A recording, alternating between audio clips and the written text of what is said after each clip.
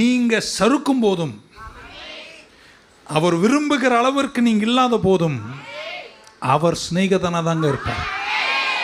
அதனால நீங்க எந்த சூழ்நிலையிலும் அவர்கிட்ட போறதை மட்டும் நிறுத்தாதீங்க. காட்டி கொடுக்குறான், கூட இருந்து கூடவே சாப்பிட்டு கையை பிடிச்சி காலை பிடிச்சி அவர் கூட உறங்கி அவர் கூட பயணம் செய்துட்டு இப்போ அவரை காட்டி கொடுக்குறவனுக்கு நம்ம என்ன பேர் கொடுப்போம்?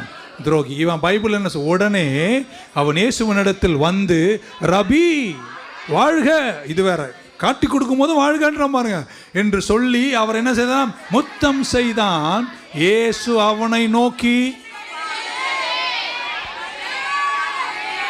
துரோகின கூப்பிட்டாரு. நான் சொல்றேங்க, நீ வழுக்கும் போது கூட அவர் வழுக்கவே மாட்டாருங்க. Always a good friend.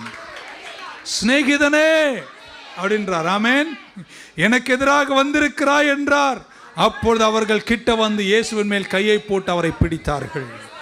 துரோகம் செய்யும் போது கூட நீங்க ஒன்று அவர் அப்படியெல்லாம் பண்ணி காட்டியெல்லாம் கொடுக்கல. அவருக்காக வைராக்கமாக நின்றுருக்கீங்க, குடும்பத்தை விட்டுருக்கீங்க, கல்யாணத்தை புறக்கணிச்சிங்க, சிலைகளை தள்ளினீங்க, வாழ்க்கையில் எவ்வளோ புறக்கணிச்சிங்க. நீங்க அப்படிப்பட்டவர்களே அல்ல. அப்படிப்பட்ட நீங்க ஒருவேளை அங்கங்க வழுக்கினாலும் அவர் வந்து துரோகி துரோகி அப்படின்னு சொல்ற கடவுள் அல்ல. அவர் கிட்ட வந்து சிநேகிதனேன்னு கூப்பிடுகிற பாசமுள்ள கடவுள்.